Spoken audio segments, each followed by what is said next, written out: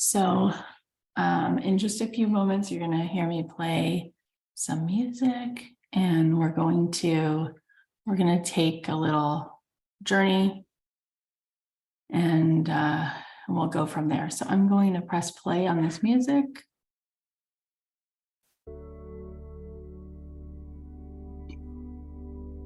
And I'm just going to invite you to close your eyes. Let's close our eyes. We resist it so much, but then as soon as we close our eyes, there's just this immediate relief of like, get me out of that trance. Help me become aware. Help me come awake. And so we are just coming back to this present moment. And today we're going to take a very specific intention with all of this. It's an intention of integrity. It's an intention of wholeness. It's an intention of really fully integrating and coming home to our own self-agency and to our own self-love, which allows us to be so loving in this world. So let's just take a few deep breaths in and out, like really remembering to breathe here. Take a few deep breaths.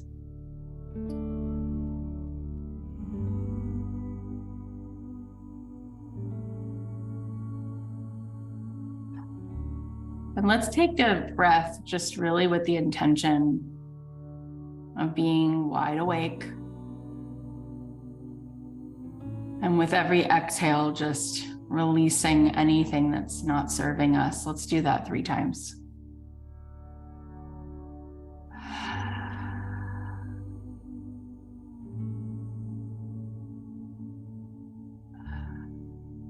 And as we start to find that center, I want you to remember to call upon the part of you that is a witness to the experience you're having, that is witnessing you sitting right now in this chair. Part of you that is witnessing when you are afraid, when you are brave. There's a part of you that is a witness to all of that.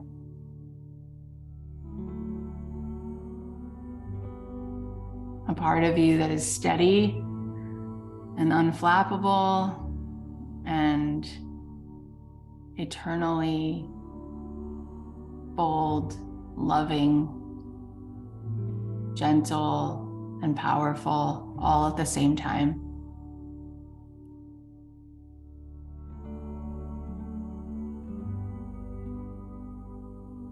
And this part of you has carried you through all of your darkest times and all of the brightest ones too. Just find this part of you. And I want you to see if you could be a witness to your life for a moment. And I want you to see if you can just witness all the different parts that have been a part of your personality and just welcome them all. And if you were just gonna have a cup of tea and welcome every part of this personality, this person you've been to the table, I want you to picture yourself just putting a chair at the table for every part. The parts that are brave, the parts that are terrified, the parts that tell the truth, and the parts that tell the lies, the parts that sabotage, the parts that are fearless. I want you to set out a cup of tea and a chair. I want you to watch as you welcome each of these parts to the same table. And can you without judgment. Just name it. Just be with what is. Just observe. These are all the ways that your mind splits. All the way your mind goes from one feeling to a thought, to a feeling, to a behavior. And all of these parts make you so beautiful. It's beautiful, it's bold, it's tragic, it's euphoric. And it doesn't need to be judged, it just is what it is.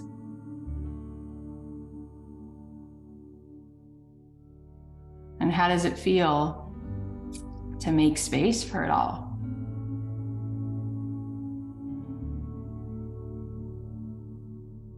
And that there's room for all of it.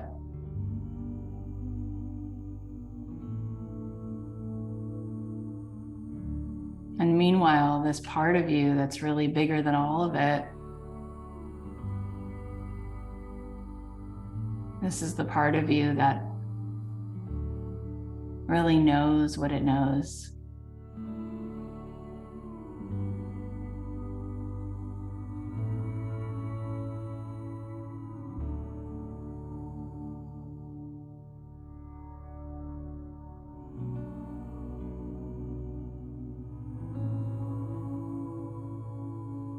And can you look at every one of those aspects, those well-worn parts of you?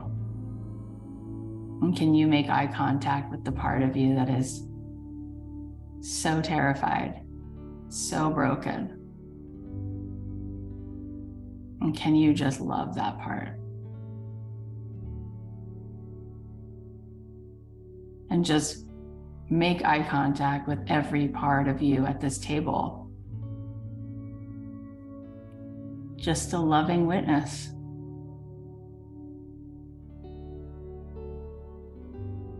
It's all welcome. It is what it is. There's no judgment.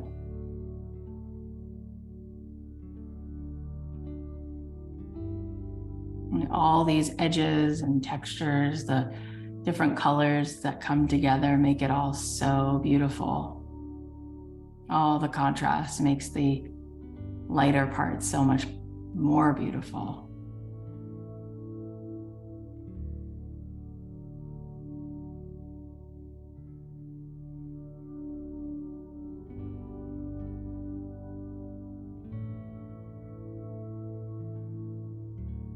And now I want you to picture that you've tucked all these pieces with you into your heart.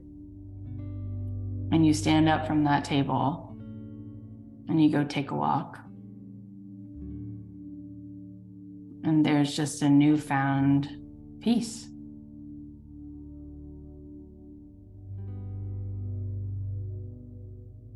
So much love.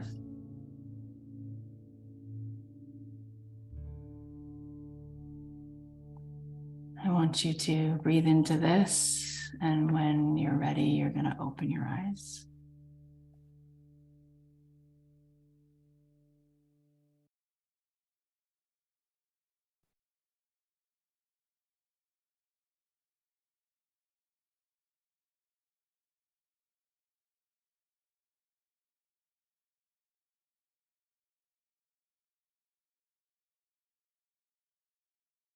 So you're going to see in a moment why we started there and why we're going on this journey.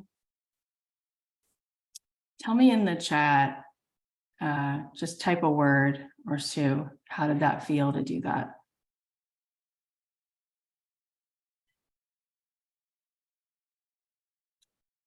Relief, acceptance, freeing, and integrating, newness, chills. Yeah. I'm so impressed and delighted that you're open to and allowing for this. And this is really where you're going to see the plane's going to start to touch the ground. You're going to start to feel today that there's a rhyme and reason to everything that we've been doing. And where we're headed today, right? Just to give you a few sort of buoys out in the ocean, is we are looking at where we meet the rest of the world, right? And if everything really is a hologram, then one of the most important ways to open up the doors to a fullness and abundance, all that we, I think, really desire, is to be in integrity, is to have self-agency. And one of the things that gets in the way, and it's probably the biggest thing that I'm aware of that gets in the way of people having the experience of this life, this abundant, beautiful, thriving life, is actually being extremely codependent. And so we're going to look at how this practice we just did is going to free us from that, which will set you on a journey to open your palms and receive to the maximum. And we're going to go through a process now to help you see how you can untangle that. Because we've talked all these days about how abundance really begins in here, begins with flying over the storm, generating energy, opening the mind, creating coherence, bringing in creativity. We talked about how energy is what makes the world what it is. It's an energetic world. It's made not of building blocks, but it's made of energy. And so much of what we project into the world that needs to be coherent is our integrity. Because most of the time, without being aware, and again, it's all about a presence, it's all about awareness, because when we're conscious and we're not unconscious, when we are aware, we can choose to move from a place of integrity rather than being unconscious of behavior. And in meeting the world, we need to be free of codependency. And when we are, that is one of the most powerful things we project. And from that place, a lot of abundance and wealth in so many ways can come in because we were unattached. And I'm going to talk to you right now about what that's like. So we're going to do a couple exercises together. So first of all, on your paper, I want you to take this sheet of paper and draw a line down the middle. So you have a paper that's vertical, and I want you to write the words at the top, 10 things about me, okay? 10 things about you. And then you're going to draw a line down the center of the page. And I want you to write 5 things that are really light and beautiful about you. And I want you to write 5 things that are really dark. This is like your secret side, and we all have it. So 5 things that are really bright and light that make you who you are. That's part of what you just witnessed at that table. And 5 things that are aspects of you that are in struggle, that are broken, that's split off from this other part. Just take a second and write down those 5 things on each side, whatever comes to you. Be brave, be bold, be honest, tell the truth, be in integrity.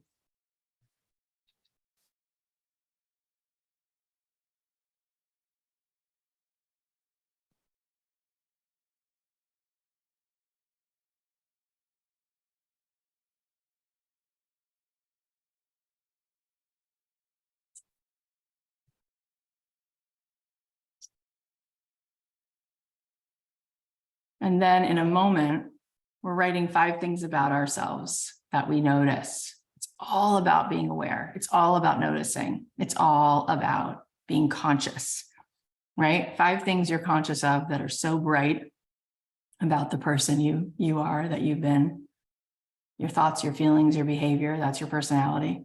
And 5 things about this person that are dark, that are not things that feel very bright. And I want you to circle one of those dark things, one of those things that is challenging. Just circle one of those things. You know, you might say, I'm a people pleaser, which means you're a liar. I'm a liar. I lie. I tell people I'm okay. I'm not. I don't tell the truth because I want to be liked, whatever it is. I don't care what you write, but I know because I have a secret side. I know your secret side. We all have it. That's the secret. The secret is we all have that secret, right? We all have a part of us that is in contrast. So whatever that is for you, write it down.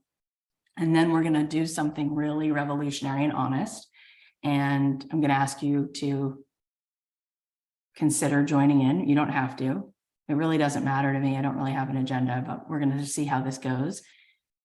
And I've done this in groups before, and it's usually extremely powerful, but it's up to you that really you can get something out of it, whether you do it or not. But what I'm going to do is I'm just going to call out letters of the alphabet. And if your name begins with this letter, you're just going to go. It's just going to be for you. So if I say everyone whose name begins with an A, I would have you write down one of those dark things. And then everyone on the call, you're going to type a 1 in the chat if in some way you relate to that. If in some way there's something about that you have that you can get on board with. So we'll do this like for several different, letters of the alphabet, and we'll just see where we land. But this is just a practice of telling the truth, right? Just truth telling. So anyone who does have a name that begins with the letter A, if you feel so brave, just type one of those things in the chat that you don't love, something that is a struggle, fear. So I want you to write it like this, like I have, or I am fearful, like that. I want you to own it. I want you to lean in. I want you to love it. I want the shame to go away. I want to love it. I am fearful. I hide my true self. Type a 1 in the chat if you're related. Good. You're already doing that. I have anger. Good. I am scared of disappointment. I'm needy and insecure. Awesome. Love it. Yes. I relate. All these hands should be going up, right? I'm judgmental. Yeah. Who's not? Totally true. I can make big decisions out of fear. I totally relate to that. I have envy. Yep. What else? Let's be so present here. I'm a people pleaser. Yes. I'm not honest with myself. Look at all the ones. Yeah, that's right. Good. Okay. Now, anyone who has a first name with the letter D, write something in the chat that you are not thrilled about. I am what? I am impatient. Yeah, I'm so impatient. I'm jealous. I'm resentful. Look at the ones. Look how many people relate to you. I'm frozen. Good. Keep going. I'm frustrated. Yeah. I'm impatient. I play the victim. That's a good one. I'm critical. Good one. Okay, now anyone who has a name that starts with the letter J, write yours in the chat. The more honest, the better, the more you get out of it. I'm negative. I'm a people pleaser. I'm disorganized. Yeah. I compare myself. I'm hyper independent. Yeah. I so need people's approval. Good. So good.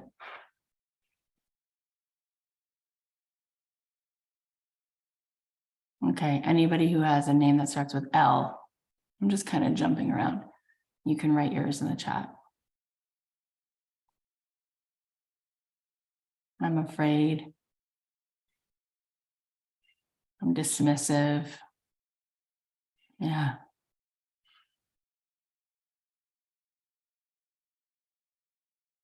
A lot of hands going up. I care what people think too much. Okay, let's do the S's. Anyone who has a name with the letter S. This is the last one we'll do. I'm shameful. I'm obsessive.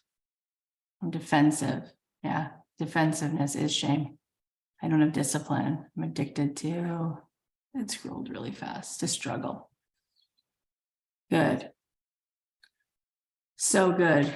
So why do you think, tell me in the chat now, why do you think we do that exercise? Why do you think that's so healing and so important and so a part of letting go of being codependent? To become more aware So we know we're not alone. There's others like us. Being whole. So we know we all struggle. The truth will set you free.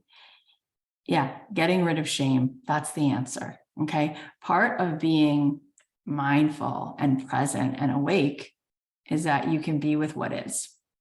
So you're not carrying shame. That's how you can be present. And codependency is all about needing other people's approval, right? It's all about needing people to like us. When we are at peace with what is, we're totally awake and aware of all of the flaws, all of the broken parts. We become less codependent because we don't have shame. So we belong to ourselves. We are at peace with, we are accepting of, we are awake, and we are witness to what is. And that's huge, right? That's number one. And number two is,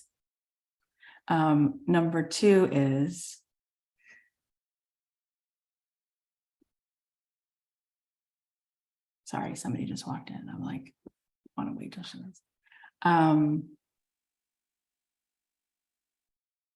What happens is when other people call things out about us, they only trigger us when we are defensive about it, right? When somebody says something about us that we have shame about, we get reactive, right? But if you are not looking to impress people, well, you're already there. So they can say anything and you're like, yeah, I don't have shame about that. I acknowledge that. You're not going to surprise me, right? And you're not going to come up on me and make me split off from myself and get into a place where I'm defensive and triggered, because things are just what they are. And I welcome all those parts to the table. And those people have those parts too, right? So part of what happens as this now goes into the next piece is when we come from an energetic of self-agency and integrity, we project a lot of healing into the world. Can you feel that? Yeah. Like the part of you that was in that meditation today, and we were sitting at that table and we're just allowing and collecting all these parts of our personality, right? This 9-year-old basically who's found all these coping ways to survive, right? You just welcome her on over. That's a really healing thing to put into the field, and people can feel it because you're present, you're awake, right? You're not trying to be someone you're not. You're just with what is, okay? Now, when people move into business of any kind, business is a giant relationship, essentially. Relationships, in order to be healthy, need to be free of codependency. We know that. But business is a giant relationship because it's essentially all kinds of relationships and many of those, right? Business is a relationship. Sales is people. It's serving, it's people, it's connecting. At the end of the day, if there's economics involved, it means another human being is paying you money. So if there's codependency in there, we got big problems. That business probably will never get off the ground, or it's going to crash, right? It's got big problems, right? We need to be clean. We need to be healthy. So in order to have a thriving business, this CEO, this leader, this founder, this person has to be free of being codependent, or else this just does not work, right? Just like most relationships, if there's a lot of codependency, we got some pretty big problems. If a person is in business and is a leader and they are codependent, it's going to tank it, right? That's going to drown the boat. Okay. Why is that? Because we need to be able to be free of being responsible for everybody's feelings, or else we can't be direct. We can't have a point of view. We can't put content out. We can't have an opinion. We can't set a price. We can't do anything. We can't lead a team, right? We got to be liked all the time. Forget being direct then. You can't be direct if you need to be liked, right? If you need to be liked, you can't start a podcast. You need to be liked. You got problems. You got big problems, right? You need everyone to like you. You have no point of view. You shrink. You're nobody. You need to be liked. You can't set a price for your business. Some people might not like that price. And all of a sudden we realize why people are not actually in business. It has nothing to do with business. It's this. Everything is on the other side of what we actually just did today, right? Because when you come into wholeness, you're in integrity, you're clean. You are a witness to what is, which means you don't have to impress everyone. You don't need everyone to like you. You have your own belonging, right? And you accept other people a lot faster too. And you allow them to be responsible for themselves, which means if someone gets triggered and decides to be reactive or rude, you're going to let them be responsible for themselves. You're not going to own their life. You're going to stay on your side of the road, right? And this is what's going to allow you to become abundant in a business, right? It's going to allow you a lot. It's going to allow for a lot of good to happen, right? So these two things go together, okay? And so when I see somebody who has a business and that money's coming in, it's not just a fluke, it's like consistently year over year, 100K, 500K, a million, 5 million, this person has worked through some codependency darkness, okay? Like we might want to roll our eyes and say, just give me the strategy. What's the strategy? But the energy you're really offering is you're in integrity or you're not. And in order to be in integrity, you got to have this thing going on. And so when I sit with people, mostly women, right? And we go into it and they want to know why they're not having that $1 million a year. I say, you want to be liked and you got to learn to come to the table with yourself, right? Because it is not a problem. It is not a problem that people won't like you. I don't know if you know that, but it's not. That's going to happen all the time. That's actually good because we live in a democratic world where people don't vote for every person. You don't want to be friends with everyone. I don't want to be friends with everyone. There's a lot of people I don't like. They're just not my preference. You know, just like concerts, there's certain concerts. I just don't want to go to a heavy metal rock concert. I don't want to go to certain, you know, country music concerts, and certain country music I like. That doesn't make country music bad, right? In fact, I like Rascal Flatts. As I'm saying this, I'm like, oh, there's a few songs I really like. I like Martin. It's like, it doesn't matter. It's not her problem that I don't want to buy every record, right? I'm like going to Broadway shows. Every time we travel, we see a Broadway show. My husband's like, do we have to do that? It's so sentimental. It's so tear-jerking. I'm like, I know, I listen to those albums with my, you know, I like the Indigo Girls. Some people don't. They'd probably never go to a concert of theirs. Is that their problem? No. Do they need to convince everybody to like it? No. That's okay, right? There's a lot of foods I don't like. I don't know. Certain foods are too spicy for me. I'm probably not going to eat Korean food. I'm just not going to eat it.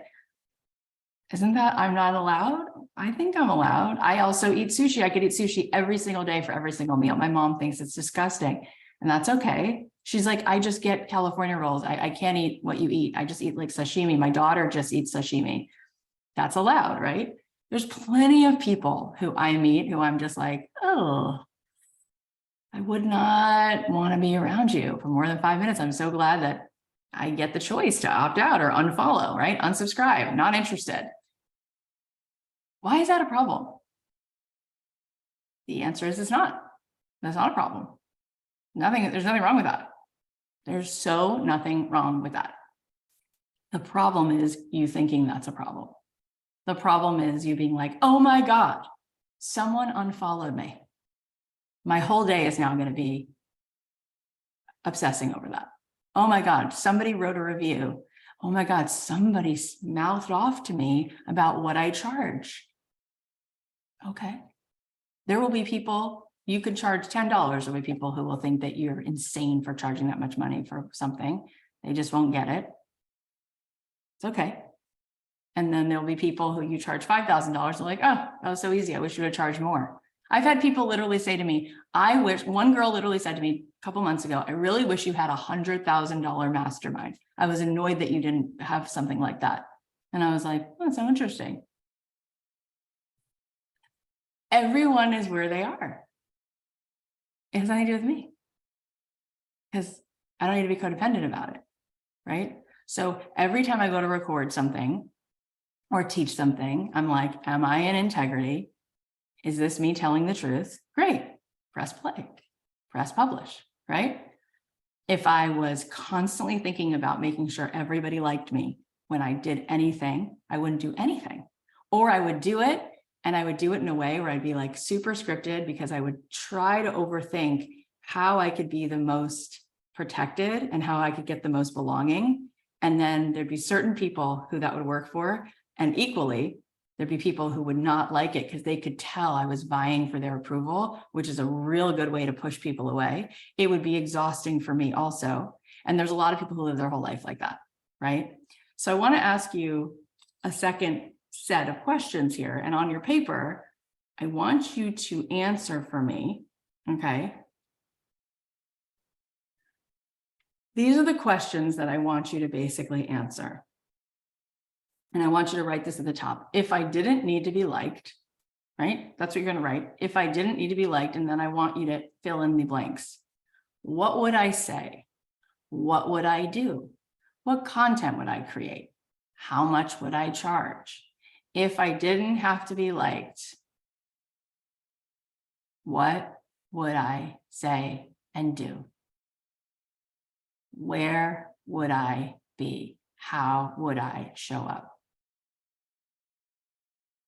If I didn't need everyone's approval, if I didn't own every person's feelings, if I actually allowed other people to have something called autonomy, if I actually respected that other people are full-fledged adults and they get to be in charge of their choices, and I don't take credit for everything they think and feel, that somehow, some way they've survived without me because they have agency over what they think and feel, and I'm not responsible. It's not on me to make sure everybody feels good all the time. That is not my job. I didn't come to this world with that as my job. My job is to be in integrity. My job is to tell the truth. So what would you say? What would you do? How much would you charge? What content would you create?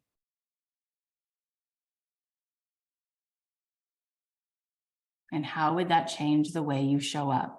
How would that change how you feel? How would that change your leadership? How would that change how you are with your team, with your family, with your kids, with your spouse?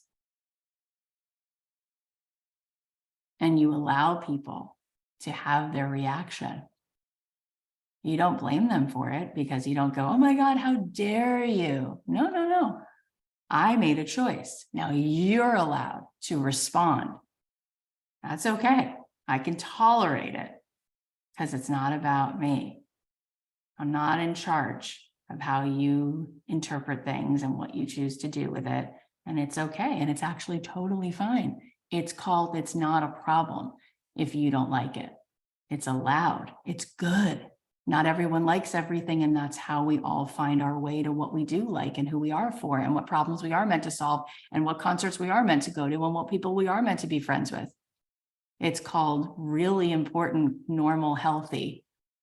That's what it's called, right? And by having a point of view and setting a price and creating content and doing what you do, you're going to let people exit. You're going to open that exit door.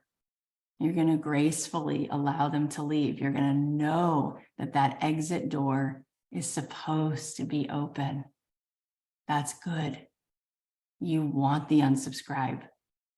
That's healthy. That means you're doing it right. And I'm not just saying it.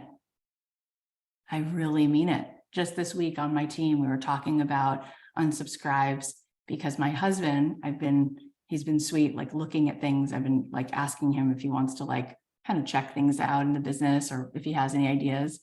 And he has an MBA from UCLA. And he's like, it turns out you guys have this pretty tightly organized. I don't think there's anything that I can add to it because it's good. It's working fine. And he did say, he goes, for every email you send, you get some unsubscribes. And I said to him, oh, that's fine. That's normal. That's good. And he was like, really? It's like, that's not something he has any experience with. And so I messaged Colleen and she said, yeah, for our size of a list, it's somewhere between 80 to 100 people every email should unsubscribe. That's called like what's in the range of normal. So I asked him, I was like, what do you see? How many do you see? And he's like, it's about that. And I was like, so we're good.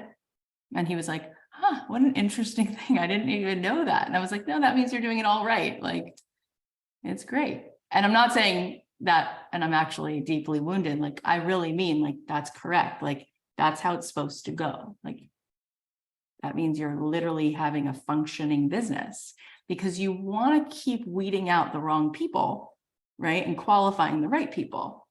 And so you really better have that. If you don't have that, you will not have a business. You get what I'm saying, right? Like, if you just keep bringing the wrong people to your restaurant and you only have vegan food and you just want to get everyone to like you, you won't make any customers, you won't make any sales because you need to actually weed out all the people who want that meat because you don't have it, right? They're not supposed to be there. You're supposed to move people through a journey, right? And it's just like dating. You better tell the person on date number 3 that thing you're afraid to say, because if he keeps dating you and you just didn't admit you have a kid or I don't know, whatever the thing is that you want to, you better say it. Like, you better say it. And he better choose to get up and leave if he's not the right person. You want that fast, right? You'd want that on date like 3. You don't want to have that on 10 months in. Like, oh, he has a problem with the fact that you're Catholic, or he has a problem with the fact that you're bisexual. I don't know what it could, it doesn't matter, but it really matters, right? It really matters that you have an exit door that you're happily pointing to, right? Because that's how you win. That's how you win, right? And so you should want that you have a podcast and you should want to see really lousy reviews. Because if you don't have lousy reviews, it means you don't have a show. You have no point of view. It means you're really vanilla. Vanilla is really boring, right? Like, you don't want a vanilla podcast. Like, that is not something to be proud of, right? You want to be like, ooh, pushing some buttons, right? Like, think about the people who have like big followings. Like, a lot of people like hate those people. That's appropriate. That's important. That's why they're actually leaders. So what does it require from them? They can't be codependent. That's the only thing. That's your trump card, right? That's your big card. I feel like we live in a time now because of Trump. I can't even use the word Trump card. And it's like, I don't mean it has anything to do with him, but it's like an expression. But like, that's your card, right? That's the card you got to play, is like, boom, like, I am in integrity with myself, right? Which also means I can love everybody. Like, when people mouth off to me, which thank God, because it's not that pleasant, I have to admit, it's not like, oh, my favorite thing, but sometimes people like really get like, whoa, like they get their fangs out. Something you say like hits a nerve, right? And people will assume that I will be reactive. And then when I write back and I'm like, I love you, this is so good, this is such an appropriate thought, I don't agree with you at all, but I'm so glad that you shared this. People are like, they don't know what to do with me. They're like, what the hell? This isn't supposed to, and I'm like, no, because this is appropriate. Like, I have a point of view. I say things and people are like, how could you say? Like, people get so triggered when I talk about how we don't have to be victims to our environment. We can be empowered and we can do, and we can co-create and design. Or like, how could you say that? That is not true. And then I'm like, good, feel it, get into it. Good, love it. You know what I mean? And it's just like, we don't see it the same way. Thank God, like, good. I'm so glad. So when you're not codependent, you can make money. Because the other reason women don't let themselves make money when they're codependent is because as soon as that money comes in their account, they become responsible for the other person. You can't make money if that's what's happening. You got big problems. So unconsciously, we are aware of this dance. So we'll let ourselves make a little money, and then we realize how we can overfunction, how exhausting it is, how we're working too hard, and all this stuff comes up, and we're like, this business is not for me. It is just not for me, right? And for thousands of years, women didn't even have the luxury to go to work. I mean, we just had very backwards kinds of things going on. But now women are very much working. And it's fascinating because men just don't, by and large, I'm generalizing obviously, but it's a pretty accurate generalization. Just men don't do this stuff. They just don't do it the same way. So it's easier for them. It's easier for them to go, I'm going to now be direct and just tell you the price. I'm going to now be direct, and I'm going to let you decide to say hell yes or hell no, and I won't take it personally. And if you do say yes, I'm going to let you be an adult and own that. So I'm just going to do what I said I was going to do. I'm not going to go hang the moon for you, but I'm going to do what I said I would do. And then if you jump up and down and have a temper tantrum, I'll then let you go on and have it because it ain't my business, right? But women don't do that. No, they don't. They go, you paid me? Oh my God, you paid me. So now I owe you my children. Like I owe you everything and I'm destroyed now. Or, oh, I went online and I mentioned what it cost, or I told somebody I raised my price and they had a face. So obviously I did something wrong. So I need to go back to being liked and pleasing because women are raised to be pleasers. So it's hard to be a leader if you want respect, but you need to be liked all the time because you can be respected and you can be liked. But if you have to be liked, come hell or high water, you can't be respected. You really can't.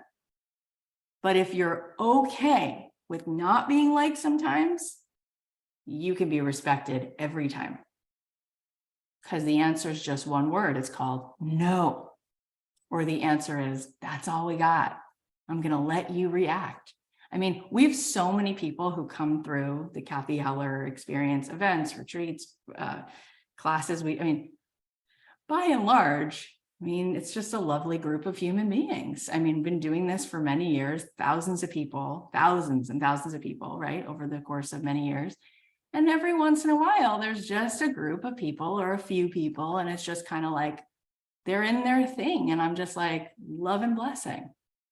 Like, we're all adults. This is what this is. This is what this isn't. This is the choice I'm making over here. I'm going to make that choice. Yeah, this is what it's going to be. And that's it. That's what it's going to be, right? And there are moments where, and I think that I've been dealing with this my whole life and my whole business, but there are moments on my team where I'm like, all right, I'm going to lean in here and I'm just going to say, this is what a win looks like. This is what it doesn't look like. And it's going to have to look like this. And oh my gosh, is this person going to lose their cool? I'm going to let them do that then. And they're going to have to show themselves out, or they're going to, and it's for the best, right? And over the years, having to fire people, ooh, that's an interesting one. But what you realize is if this isn't working for me, then it's not the highest and best for this person. There is somewhere else that they belong. It's actually kinder to say, there is so much abundance I believe in this world. It's clearly not here for you, and it's somewhere else. I'm going to let you go find it, right? I'm going to let you go find it. And whatever it is that you're doing, right? If you have a client and you do whatever you do, we're going to have to let people own their decisions, right? We're going to have to let people be adults and own their decisions. So when you wrote down, what would you do different? What would you say? What would you charge? Can you put some of those things in the chat? I know some of you were doing that. What would you charge today? How much money would you say you're putting a price on something? $10,000. Great. What would you say? What truth would you tell? What kind of content would you create? Your group program would be $3,000. Fantastic. Own that shit. Part of what makes it work is, again, when you're unattached. People can feel that, right? When I am selling something when I am putting something out in the world, I'm really okay. And I don't just say it's really okay with me if someone doesn't buy it. In fact, I'm really hoping that I qualify it enough so I make sure people don't buy it. It's almost like I want you to convince me that you really should buy it because I'm actually not sure, right? And so I'll always say to people, there's a zillion people who can lead you here.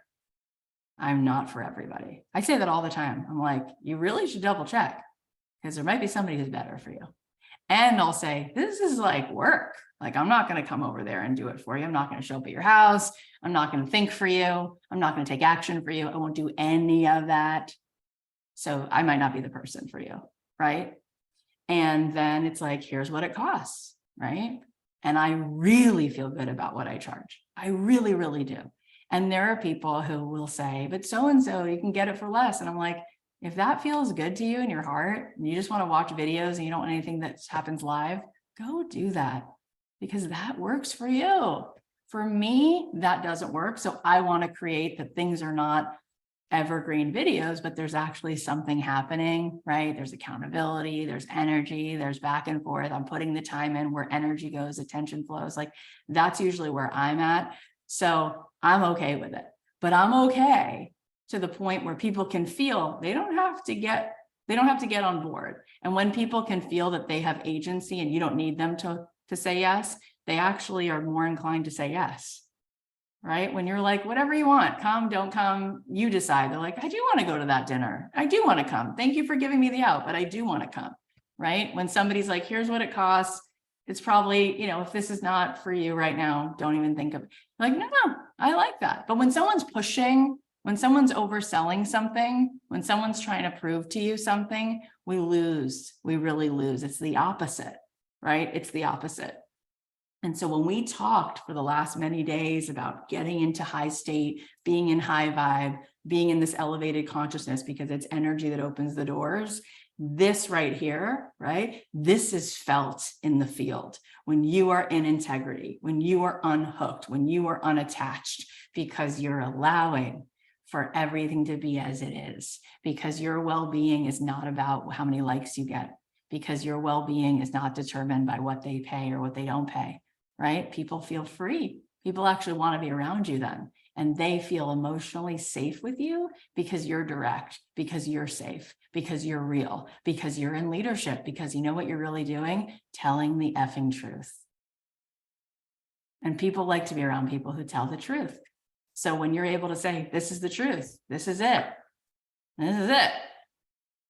people can tell, right? And all of a sudden now you've got a different conversation going on because you're real and you're choosing authenticity. Whatever actually happens is authentic, as opposed to you trying to be this perfect thing, not telling the truth, wanting so much to be liked.